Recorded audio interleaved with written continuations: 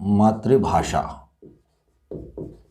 मातृभाषा अर्थात मातृ का मतलब होता है माता, और भाषा आपको पता ही है अर्थात माता की भाषा।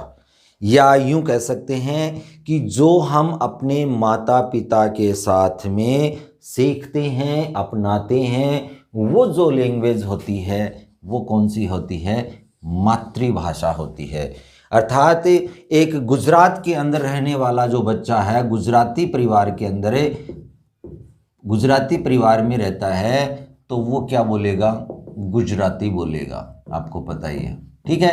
अगर किसी हिंदी परिवार में रहता है या हिंदी भाषाई क्षेत्र में रहता है तो उसकी मातृभाषा क्या हो गई?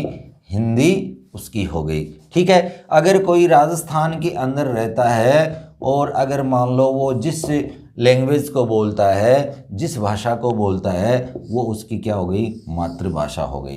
तो इस प्रकार से ये क्या होती है कि मातृभाषा का मतलब होता है कि जो हम अपने माता पिता परिवार के साथ में बोलते हैं और उनसे अपनाते हैं, उनसे सीखते हैं, वही भाषा क्या कहलाती है? अपनी मातृभाषा कहलाती है। ठीक है। फिर आता है प्यारे बच्चों साहित्यिक भाषा। ये थोड़ा सा अलग है। देखिए, साहित्यिक भाषा का मतलब होता है साहित्य की भाषा।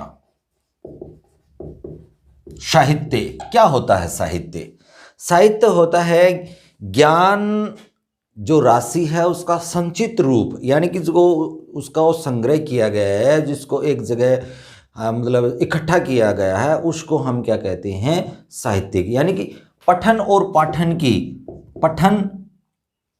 पठन और पाठन की जो लैंग्वेज होती है, पठन मतलब पढ़ना और पढ़ाना, जिसको हम ये कह सकते हैं पढ़ना और पढ़ाना की जो भाषा होती है, जिसके माध्यम से हम पढ़ना सीखते हैं, जिसके अंदर हम लिखना सीखते हैं, पढ़ना और पढ़ाना सीखते हैं, या जिसके द्वारा किया जाता है, वो भाषा क्या कहलाती है? वो साहित्यिक भाषा कहलाती है।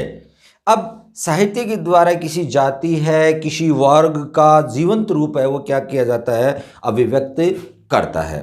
अर्थात अभिव्यक्त किसके द्वारा होता है? साहित्य के द्वारा किया जाता है। कि अब जैसे मान लो कोई समाज है, उससे जुड़ी हुई जो कहानी है किसी राइटर ने लिखी है, तो वो उसे प्रेजेंट किसको करती है? उसकी सभ्यता को, उसकी संस्कृति को, उसके व्यवहार को वो क्या करती है? एक रिप्रेजेंट करती है किसी जाति विशेष से। जैसे मुस्लिम से संबंधित है तो उसके अंदर है ना मुस्लिमी पार्ट, जो पात्र होंगे वो क्या होंगे? मुस्लिम होंगे। ठीक है। हिंदू अगर कोई कहानी है तो उसके हिंदू के अनुसार उसके अंदर है ना उसके नेम होंगे, हिंदू के अनुसार उसका अंदर उसका कल्चर दिखाएगा जाएगा। सब कहने का मतलब ये है कि, या हम ये कह सकते हैं उसकी एक झांकी सी, एक झलक सी उसके अंतर्गत आती है किसी समुदाय की, उसके या जाति विशेष की। और कविता है, कहानी है, नाटक है, निबंध है, आलोचना है और आदि जो ये साहित्यिक विधाएं ये किसके द्वारा आती लिखी जाती हैं, पढ़ी जाती हैं? वो होती हैं साहित्यिक जो विधाएं। यानी कि कोई नाटक लिखा गया है, ठीक है, कहानी लिखी गई है, या कोई लेख लिखा गया है, या कोई आलोचना की गई है, अब जिसके अंतर्गत ली गई है, अब वो चाहे साहित्यिक लैंग्वेज है ना, वो चाहे अंग्रेजी भी हो सकती है, क्योंकि उसका साहित्य का अगर लिटरेचर देखेंगे तो वो किस भाषा में लिखेगा? अंग्रेजी का वो अंग्रेजी भाषा में मिलेगा। अगर वो हिंदी है तो उसका क्या मिलेगा? हिंदी के अंतर्गत ही मिलेगा। तो इस प्रकार से हम देख सकते हैं कि इनके अंतर्गत क्या होगा? नाटक है, कहानी है, लेख है, आलोचना है, कविता है और बहुत सारी जो विधाएं हैं साहित्य की, वो उसके अंतर्गत लिखी जाती हैं, उनके द्वारा और प्रेजेंट की जाती हैं। अब साहित्यिक भाषा का जो अत्यधिक महत्व होता है, क्योंकि हमें पता है कि हमारा जो ज्ञान है, या जो यूं कह सकते हैं कि बुजुर्गों के, हमारे पूर्वजों के द्वारा जो हमारे पास में जो ज्ञान आया है, उसका लिखित रूप हमें किन में मिलेगा? इससे साहित्यिक भाषा के अंतर्गत ही मिलेगा। यानी कि उन्होंने सारा का सारा अपना ज्ञान है वो किस में रचना कर डाली, अपने साहित्य के अंदर उन्होंने लिख दिया। तो इस प्रकार से ये राष्ट्रीय अभिव्यक्ति का माध्यम होता है। राष्ट्रीय अभिव्यक्ति, अभिव्यक्ति समझते हैं, व्यक्त करना। तो राष्ट्रीय अभिव्यक्ति है वो किसके द्वारा की जाती है, साधन कौन सा होता है, वो होता है साहित्यिक भाषा। तो इस प्रकार से हमने जाना कि साहित्यिक भाषा क्या होती है, यानी कि जो पठन और पाठन की जो होती है भाषा, जिसके द्वारा हम अपने समाज की संस्कृति को, वहाँ की सभ्यता को, उनके द्वारा जो कार्य क्रियाकलाप किया जाता है उसका प्रेजेंट किया, अभिव्यक्ति करना, वो किस भाषा के द्वारा कर सकते हैं, हम अपनी साहित्यिक भाषा के द्वारा कर सकते हैं। अब बात करेंगे आगे हम प्यारे बच्चों राष्ट्रभाषा के। राष्ट्रभाषा मीन्स राष्ट्र की भाषा, राष्ट्र की भाषा, राष्ट्र की भाषा। अब आपको पता है प्रत्येक कोई राष्ट्र है उसका एक राष्ट्र ध्वज होता है, उसकी एक पहचान होती है। राष्ट्र ध्वज एक उस देश की क्या होती है, पहचान होती है। वैसे ही प्यारे बच्चों हर एक राष्ट्र होता है, उसके अंदर समुदाय होते हैं, समाज होते हैं, प्रदेश होते हैं, उनके अंतर्गत जो बोली जाती है या पढ़ी जाती है या समझी जाती है, जिस राष्ट्र के अंतर्गत कम से कम 70% लोग, वहाँ के समाज के लोग, देश के लोग, प्रदेश के लोग जिसको समझते हैं या जिसको पढ़ते हैं या जिसको बोलते हैं, तो कहने का मतलब 70% जो समाज के लोग, देश के लोग, प्रदेश के लोग जिस भाषा को बोलते हैं, समझते हैं या निवासी अपना आचार व्यवहार करते हैं, उस भाषा को हम क्या कहते हैं, कौन सी भाषा कहते हैं, उस भाषा को हम कहते हैं राष्ट्रभाषा। अब बात करेंगे हम राजभाषा। देखिए राजभाषा जैसे राज्य की भाषा, राज्य मीन्स कि जिस देश के अंतर्गत अलग अलग, आपको पता ही है प्यारे बच्चों, वहाँ पर अलग अलग क्षेत्रों में वो डिवाइड है, पूरा का पूरा प्रदेश के अंदर डिवाइड है। वहाँ पर आपको पता है कि सरकारी कार्यालय होते हैं, क्या होते हैं, गवर्नमेंट जो ऑफिस होते हैं, सरकारी कार्यालय। और वहाँ पर जो काम काज की जो भाषा, काम काज की भाषा, यानी कि वहाँ पर सरकारी कार्यालय के अंतर्गत चाहे वो कोर्ट हो सकता है, चाहे वो तहसील हो सकती है, चाहे वो और कोई ऐसा जैसे कोई भी है ना थाना भी हो सकता है या और कोई क्षेत्र हो सकता है, जहाँ पर क्या किया जाता है, सरकारी विभाग होते हैं, गवर्नमेंट के जो ऑफिस होते हैं, कलेक्टर जहाँ पर बैठता है या सचिवालय है या कोई भी आयोग है, वहाँ पर जो लैंग्वेज जिस रूप में जो प्रयोग की जाती है वही क्या होती है, राजभाषा होती है। अब यहाँ हमें पता है कि संविधान के द्वारा हमें 343 जो अनुच्छेद है उसके द्वारा उसमें लिखा गया है 300 आर्टिकल 343, जिसके अंदर 14 सितंबर 1949 को, और ये संविधान ने हिंदी भाषा को राजभाषा के रूप में मान्यता दी गई थी। इसी कारण से 14 सितंबर को प्यारे बच्चों हम क्या मनाते हैं, हिंदी दिवस मनाते हैं। क्या मनाते हैं, हिंदी दिवस। क्यों मनाते हैं, क्योंकि संविधान ने हमें आर्टिकल 343 के तहत 14 सितंबर 1949 को राजभाषा हिंदी को घोषित किया गया। अर्थात हिंदी को क्या कर दिया गया, 14 सितंबर को 1949 को 1949 को और हिंदी को क्या कर दिया गया, राजभाषा के रूप में घोषित किया गया कि सभी कार्यालय के अंतर्गत और हिंदी है वो क्या होगा, प्रयोग की जाएगी। लेकिन आपको पता है कि हम 200 वर्षों तक प्यारे बच्चों गुलाम रहे थे किनके, अंग्रेजों के। तो अंग्रेजों ने क्या किया, अपनी मतलब उनको हिंदी इतनी आती नहीं थी समझ में, तो उन्होंने क्या कर दिया, अपने जो ऑफिस थे, सरकारी ऑफिस थे, उन्होंने उनमें 2 लैंग्वेज बना रखी थी, एक थी अंग्रेजी और एक थी उर्दू फारसी। अब ये जो लैंग्वेज थी ना, उन्होंने अदालतों के अंदर, सरकारी कार्यालय के अंदर प्रयुक्त की रखी थी पहले से ही। इसलिए इनको देखते हुए हिंदी के साथ साथ अंग्रेजी को भी प्रयोग किया जाता है।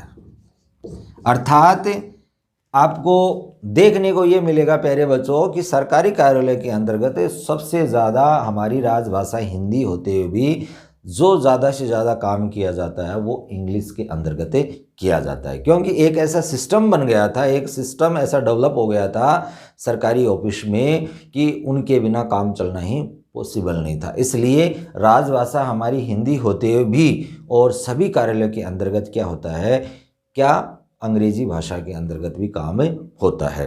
तो इस प्रकार से राजभाषा का मतलब होता है राज्य की भाषा, यानी कि जो सरकारी कामकाज होते हैं, कामकाज की जो भाषा सरकारी कार्यालयों के अंतर्गत जो मतलब भाषा प्रयोग की जाती है, प्रयुक्त की जाती है, उसको हम क्या कहते हैं, राजभाषा कहते हैं। तो इस प्रकार से हमने जाना कि राजभाषा क्या होती है।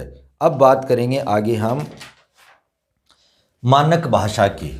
तो देखिए प्यारे बच्चों, मानक भाषा क्या होती है। अब सरकारी कार्यालय के बारे में आपको पता लग गया है कि सरकारी जो ऑफिस होती हैं, कार्यालय होते हैं, वहाँ पर क्या कौन सी भाषा प्रयोग की जाती है, वो होती है कौन सी होती है, उसको कहते हैं हमें राजभाषा। अब मानक भाषा, मानक भाषा, मानक भाषा का मतलब ये है प्यारे बच्चों कि भाषा, आपको पता है भाषा के अंदर एक रूपता होनी बहुत ज़रूरी है। अर्थात ऐसा नहीं हो कि जैसे मान लो कोई पंजाब में हिंदी पढ़ रहा है, उसके अंदर क्या है वो किसी और प्रकार से लिखा जाता हो, और राजस्थान में कोई बच्चा हिंदी पढ़ रहा है, वो क्या है ना किसी और प्रकार से लिखता हो। तो दोनों के अंदर क्या होगा, बाद में दोनों के अंदर एक रूपता नहीं रहेगी।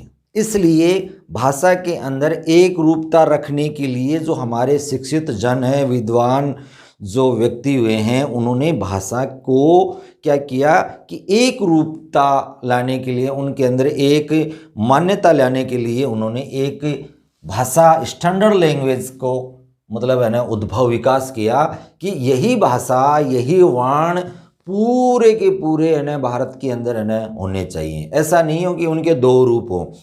पहले क्या था कि जैसे आपको पता है ये जैसे झंडा है, इस प्रकार से पहले ये लिखा जाता था कई जगह और अब ये लिखा जाने लगा है।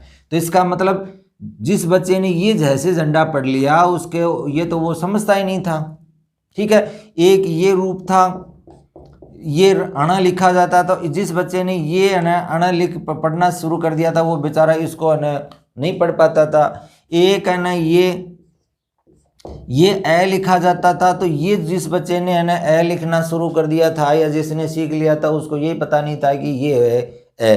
तो कहने का मतलब ये है प्यारे बच्चों कि सभी विद्वानों ने, सभी जो शिक्षित जन थे, उन्होंने कहा कि एक ही वर्ण होने चाहिए, एक ही शब्द का रूप होना चाहिए, जिसके द्वारा हर व्यक्ति जो पढ़े, हिंदी समझे, उसको लगे कि वो किसी भी क्षेत्र में, जैसे पंजाब में, चाहे राजस्थान में, चाहे कश्मीर में, चाहे कन्याकुमारी में जाए, उसको ये कन्फ्यूज़ ना हो वो कि वही ये ए लिख, यहाँ ए इस प्रकार से लिख रहे हैं, जय इस प्रकार से लिख रहे हैं, और दूसरे ऐसे लिख रहे हैं, तो अगर उनके अंदर कन्फ्यूज़न रहेगा या उनके अंदर है ना अभिव्यक्ति की मतलब है ना शुद्धता या एक रूपता नहीं रहेगी, तो वो क्या कर सकता है, अपनी भाषा को ढंग से ना तो लिख सकता है और ना बोल सकता है। इसलिए सभी विद्वान जनों ने, शिक्षित जनों ने क्या किया, भाषा को एक रूपता देने के लिए एक स्टैंडर्ड लैंग्वेज को अपनाया, और उसी स्टैंडर्ड लैंग्वेज के अंदर रखा गया कि भाषा के अंदर क्या आनी चाहिए, एक रूपता आनी चाहिए, एक रूपता आनी चाहिए। क्योंकि एक रूप होगा तो क्या होगा, पूरे प्रदेश में, पूरे देश में वो अच्छे से समझी जाएगी, अच्छे से बोली जाएगी, अच्छे से उसको मतलब हर तरीके से उसको समझा और बोला जाएगा, पढ़ा जाएगा, तो उसमें किसी प्रकार की कोई दिक्कत नहीं होगी। आज जो हमारी हिंदी है वो कौन सा पता आपको, वो खड़ी बोली है ना, उसका मानक रूप है। यानी कि आज हम जो पढ़ रहे हैं हिंदी, अभी जो हम लिख रहे हैं, इसका मतलब वो क्या, कौन सी बोली है या कौन सी भाषा है, वो खड़ी बोली है, उसको हम आज हिंदी के रूप में अपना रहे हैं। हालांकि ये एक बोली है, लेकिन इसको लिखने में आज है ना हमने क्या कर दिया, खड़ी बोली को हिंदी का मानक रूप मान लिया है। तो इस प्रकार से ये मानक भाषा हो गई। अब बात करेंगे हम नेक्स्ट, संपर्क की भाषा।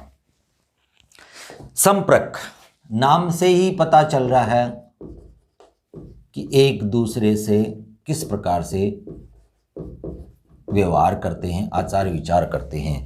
देखिए, संपर्क प्लस भाषा, यानी कि संपर्क की भाषा, प्रत्येक व्यक्ति का किसी न किसी के साथ में, आपको पता ही है प्यारे बच्चों, देश के हर कोने से क्या होता है, उसका संपर्क होता है। अब मेरा जैसे मान लो ना दिल्ली से भी संपर्क है या और किसी राज्य से भी संपर्क है, तो वहाँ पर जो हम भाषा प्रयोग करते हैं उसको ही हम क्या कहते हैं, संपर्क भाषा कहते हैं। आपको मैंने जब संसार की भाषाएं समझाया था, उस समय मैंने आपको कहा था कि हिंदी है वो हमारे देश की एक संपर्क भाषा है। ठीक है, हिंदी हमारे देश की क्या है, संपर्क भाषा है। जबकि विश्व की संपर्क भाषा क्या है, अंग्रेजी है। अगर आपको विश्व में संपर्क करना है, ठीक है, तो ये तो भारत की संपर्क भाषा हो गई, और विश्व की भाषा जो संपर्क भाषा है वो कौन सी है, अंग्रेजी है। तो इस प्रकार से ये कह सकते हैं कि वह भाषा जिसका प्रयोग देश के निवासी अपने आपस में संपर्क के लिए करते हैं, उस भाषा को हम क्या कहते हैं, संपर्क भाषा कहते हैं। तो भारत की जो संपर्क भाषा है वो मैंने आप लोगों को बता दी कि भारत की संपर्क भाषा वो हिंदी है, और विश्व की जो संपर्क भाषा है वो कौन सी है, अंग्रेजी है। तो अंग्रेजी को हम कहते हैं कि अंग्रेजी एक ऐसी खिड़की है जिसके माध्यम से आप है ना पूरे विश्व को देख सकते हैं। अर्थात अंग्रेजी अगर जिस बच्चे को या जिस व्यक्ति को आती है तो वो विश्व के किसी भी कोने में जा कर के अपना मतलब संपर्क कर सकता है, व्यवहार कर सकता है, किसी के साथ में कोई भी आचार विचार कर सकता है। ये थी हमारी संपर्क की भाषा अर्थात संपर्क भाषा। अब बात करेंगे प्यारे बच्चों, हमारे भारतीय संविधान में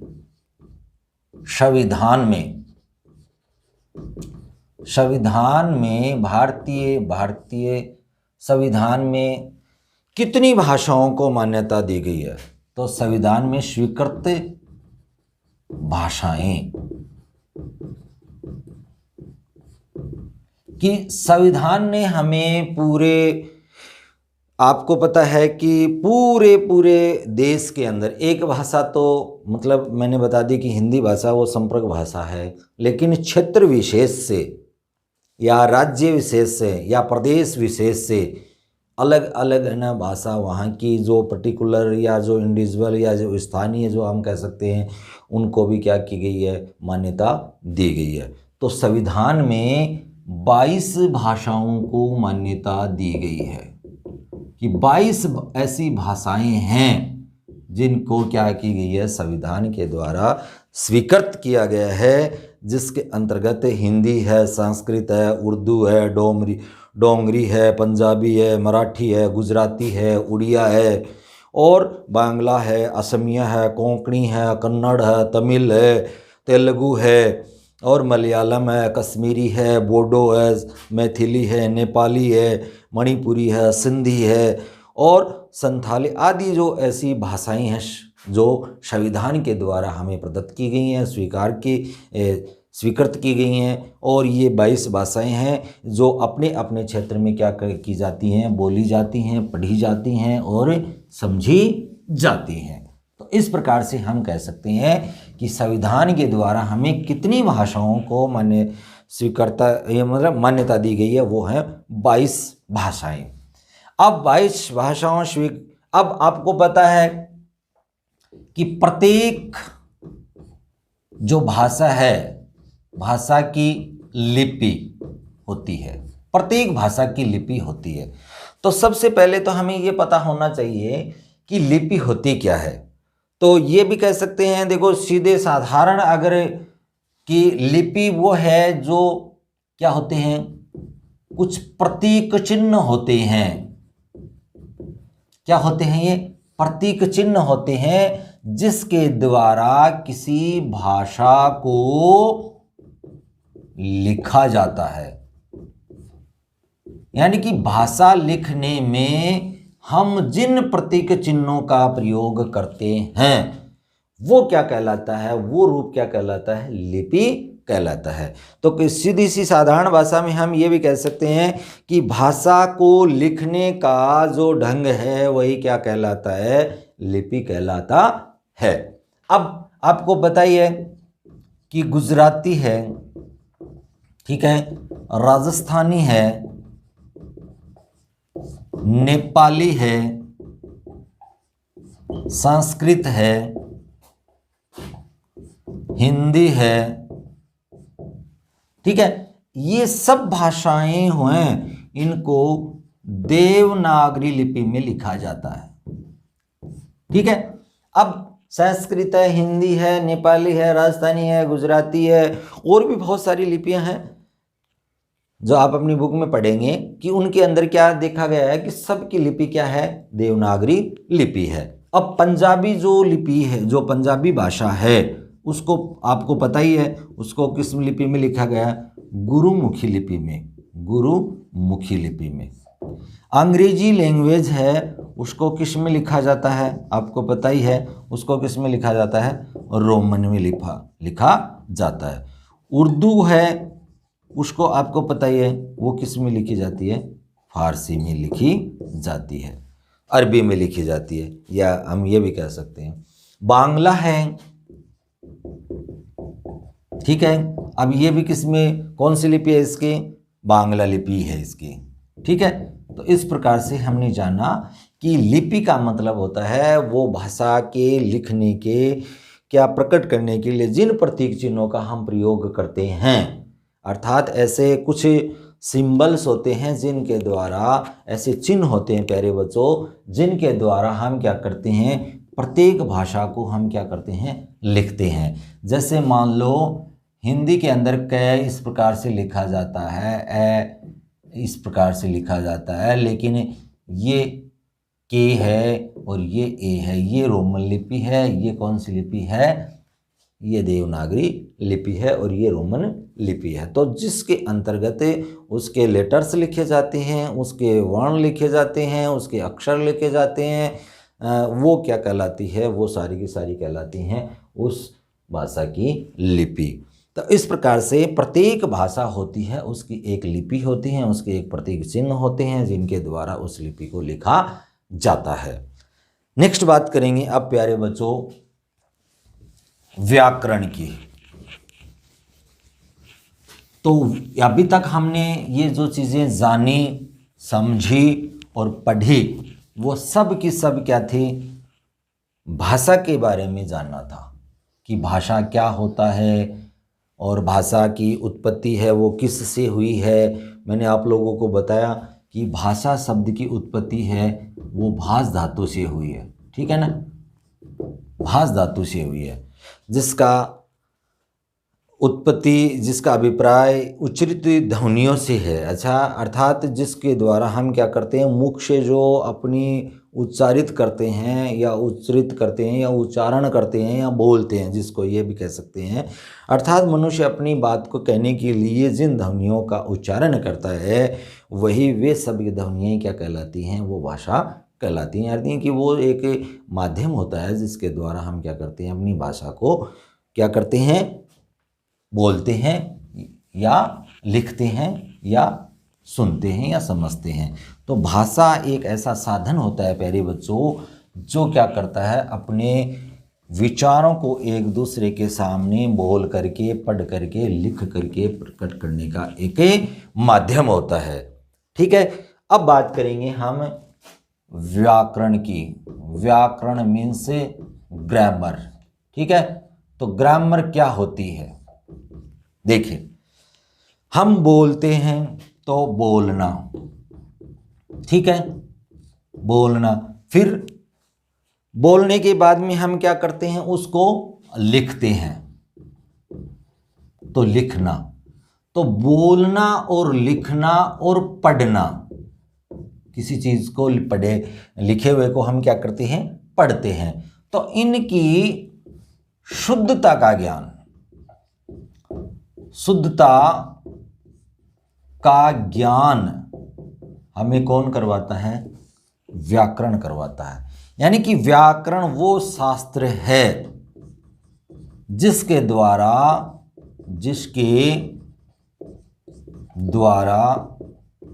भाषा की शुद्धता का ज्ञान होता है। भाषा की शुद्धता का ज्ञान होता है। यानी कि शास्त्र एक ऐसा एक शास्त्र है जिसके द्वारा हम भाषा को शुद्ध रूप से बोलने, लिखने और पढ़ने के लिए व्याकरण का ज्ञान होना बहुत ही आवश्यक है। अर्थात उसके नियम होते हैं, उसके वो क्या करती है, हमें नियम सिखाती है।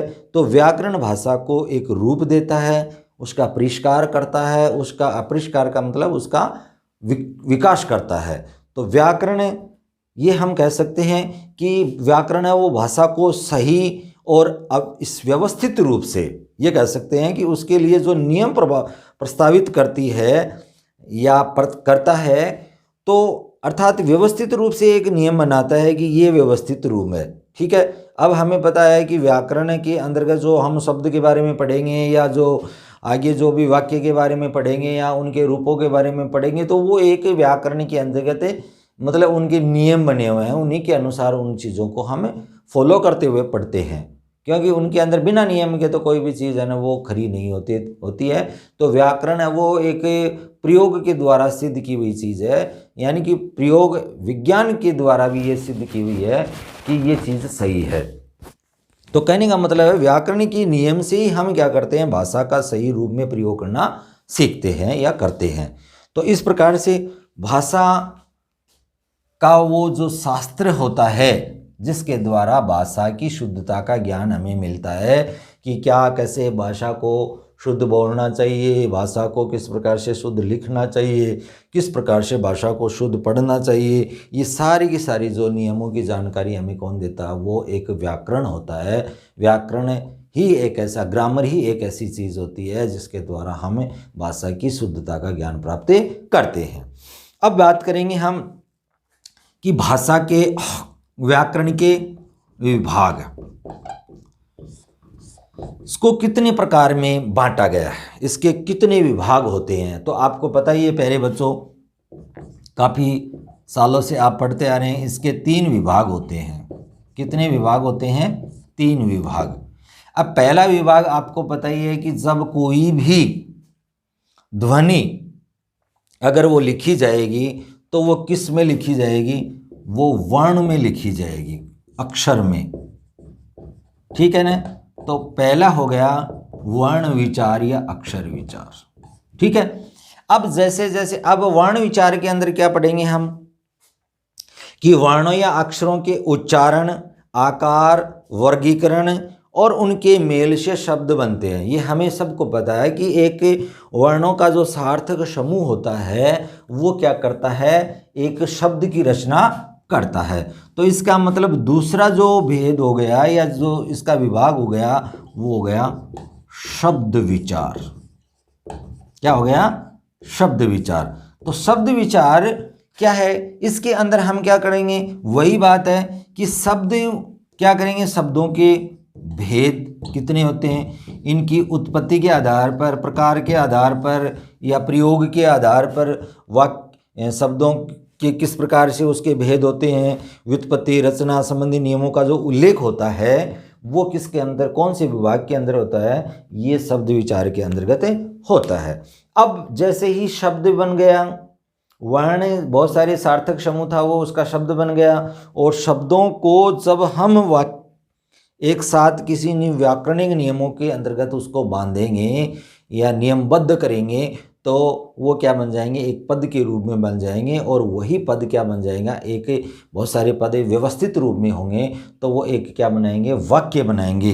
तो तीसरा जो इसका विचार होता है या विभाग होता है वो होता है वाक्य विचार। अब वाक्य विचार के अंतर्गत वही चीजें पढ़ेंगे। क्या पढ़ेंगे? एक तो भेद पढ़ेंगे, ठीक है। अब भेद भी आपको पता है कि अलग अलग होते हैं, एक अर्थ का आधार पर होते हैं, एक रचना के आधार पर होते हैं, तो ये इसके अंतर्गत आते हैं। फिर उनके आपस में संबंध पढ़ेंगे, ठीक है। फिर वाक्य विश्लेषण होता है, एक वाक्य का विश्लेषण करना, वाक्य संश्लेषण करना, ये सारी चीज़ें हम है ना उसके अंतर्गत किस में पढ़ते हैं? वाक्य विचार के अंतर्गत पढ़ते हैं। तो ये वाक्य विश्लेषण क्या होता है, वाक्य संश्लेषण क्या होता है, वो चीज़ें आगे हम पढ़ेंगे। तो इस प्रकार से विराम चिन्ह क्या होते हैं वो भी इसी के अंतर्गत आते हैं प्यारे बच्चों। तो इस प्रकार से हमने जाना कि भाषा के बारे में हमने जाना बहुत ही कि भाषा के दो रूप होते हैं, एक होता है मौखिक होता है, एक लिखित होता है, और तीसरा मैंने आप लोगों को बताया था कि कुछ जगह ये भी दिखाया गया है कि सांकेतिक भाषा भी होती है, जो संकेतों के द्वारा कोई बच्चा अपने विचार व्यक्त करता है। मूक बधिर होते हैं, जो ये भी कह सकते हैं कि जो गूंगे बहरे होते हैं वो अपने विचार वो संकेतों के द्वारा प्रकट करते हैं। अब उसके बाद में हमने संसार की भाषाएं भी पढ़ी, फिर उसके बाद में हमने राष्ट्रभाषा भी पढ़ी, राष्ट्रभाषा के बाद में हमने मातृभाषा भी पढ़ी, बोली है, राजभाषा है, साहित्यिक भाषा है, लिपि है, बोली है। ये सारी पढ़ने के बाद में अब हम यहाँ तक आ गए कि व्याकरण के कहाँ तक आ गए? व्याकरण पर आ गए। व्याकरण के अंतर्गत हमने जाना कि व्याकरण की जो शुद्धता का यानी कि भाषा की जो शुद्धता का हमें ज्ञान है वो व्याकरण के द्वारा होता है। तो शॉर्ट में मैं थोड़ा सा बता रहा हूँ आप लोगों को कि प्रत्येक जो राष्ट्र है उसकी एक अपनी लैंग्वेज होती है, और उस लैंग्वेज का एक क्या होता है? एक ही उसका ग्रामर होता है। तो ग्रामर है हमें क्या करवाता है? भाषा की शुद्धता का ज्ञान करवाता है कि किस प्रकार से भाषा को बोलना चाहिए, उसको लिखना चाहिए, उसको पढ़ना चाहिए। तो इस प्रकार से व्याकरण के वो 3 विभाग बताए गए हैं, वर्ण विचार, शब्द विचार और वाक्य विचार। अब मैंने आप लोगों को बता दिया कि वर्ण अक्षर होते हैं, उनके अंदर है ना वर्णों की मतलब है ना उत्पत्ति के बारे में, उनके रूपों के बारे में ये पढ़ते हैं। जैसे स्वर होते हैं, व्यंजन होते हैं, उनके उच्चारण स्थान है, उच्चारण के बारे में जिसमें अध्ययन किया जाता है वो कौन सा होता है? वर्ण विचार होता है। यानी कि वर्णों को एक मान लो कि सार्थक ध्वनि होती हैं, उनको हम क्या करते हैं? वर्ण या अक्षर के अंतर्गत लिखते हैं। तो भाषा है वो लिखित रूप है, वो इसमें आता है, वर्णों के अंतर्गत लिखा और जाता है। फिर उसके बाद में हमने देखा कि सार्थक जो वर्ण एक जगह मिले, बहुत सारा उनका एक ग्रुप बना, उनका एक समूह बना, तो वो एक शब्द का विचार अर्थात शब्द का निर्माण करते हैं। तो उसके अंदर हम अंतर्गत क्या करते हैं? शब्द के भेद पढ़ते हैं, उसकी रचना है, उसके शब्द बनाने की जो क्रिया है, नियमों का अध्ययन है, वो हम किस में करते हैं? शब्द विचार के अंतर्गत करते हैं। नेक्स्ट हमने देखा कि बाद में शब्द है वो एक क्या करता है?